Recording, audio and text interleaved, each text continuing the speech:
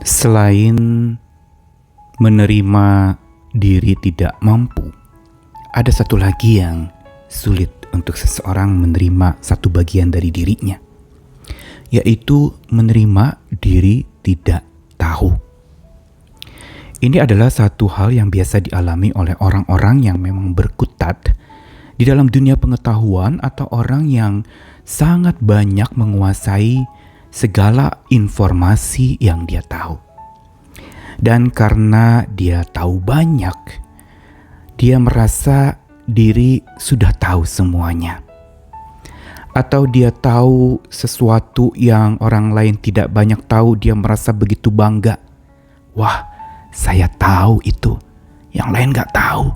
Ini rahasia, tidak boleh dibuka kemana-mana, biar saya saja yang tahu. Namun bukan itu saja, orang yang tidak dapat terima dirinya tidak tahu.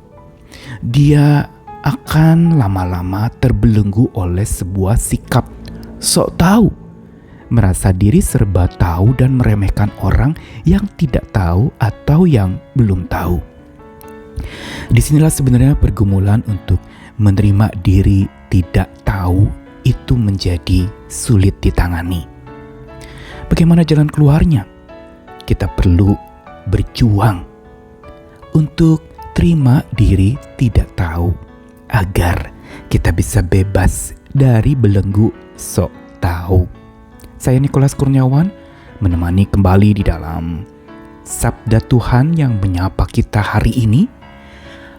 Diambil dari 1 Korintus pasal 13 ayat 8-10, cuplikan tentang madah kasih yang Tuhan ajarkan lewat Paulus kepada jemaat di Korintus. 1 Korintus 13 ayat 8-10, kasih tidak berkesudahan, nubuat akan berakhir, bahasa roh akan berhenti, pengetahuan akan lenyap. Sebab pengetahuan kita tidak lengkap dan nubuat kita tidak sempurna.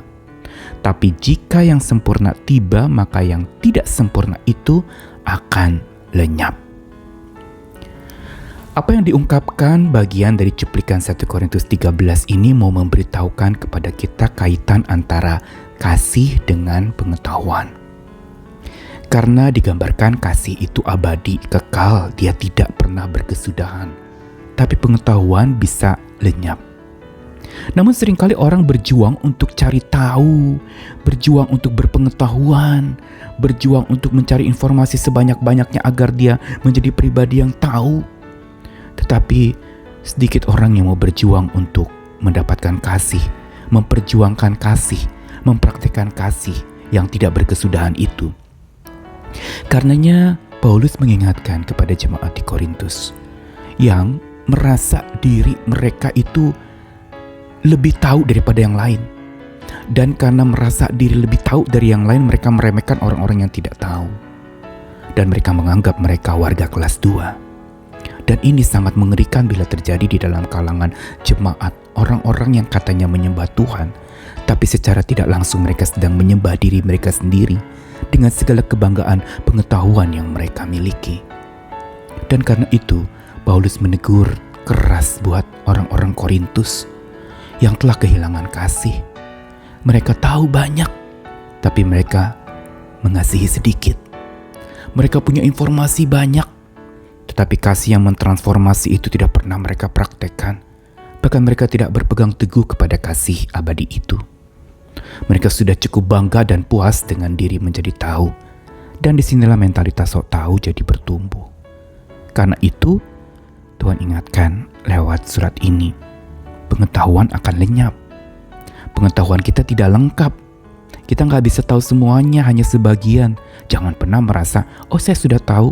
Kadangkala kalau saya bicara seperti itu dan orang bilang, oh iya aku udah tahu kok, saya akan menghentikan ucapan saya.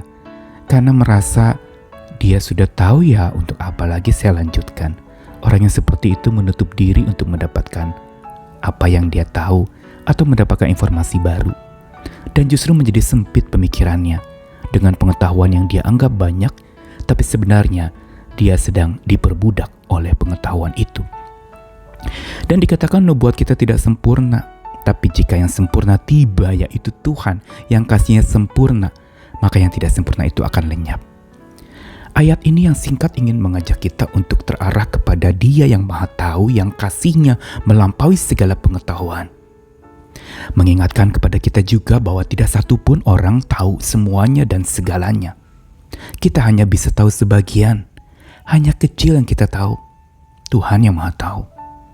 Karena itu kita perlu berjuang untuk bebaskan diri dari belenggu sikap sok tahu kita. Dengan cara apa? Terima diri tidak tahu. Kita bebaskan diri dari belenggu sikap sok tahu yang rasa diri serba tahu, sambil memahami bahwa bukan kita yang serba tahu, tapi Tuhanlah yang Maha Tahu. Dia yang memiliki pengetahuan. Ada banyak hal yang kita pikir kita sudah tahu, ternyata ada hal-hal tersembunyi yang belum tersingkapkan dari orang yang kita pikir, oh saya sudah kenal dia. Tidak ada satupun kita bisa kenal orang lain, kita bisa tahu orang lain seluk-beluk hidupnya. Tidak mampu kita, karena kita bukan Tuhan. Karena itu jadilah manusia saja.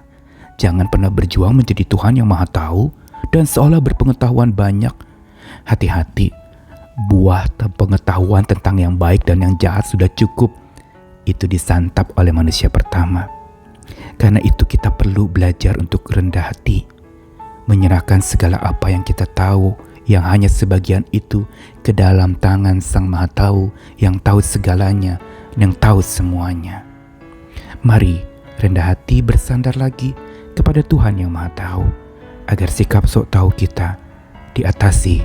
Kita bebas dari belenggu sok tahu yang mengikat, yang mengerangkeng kita, sehingga kita menjadi pribadi yang justru tidak punya kasih kepada sesama kita.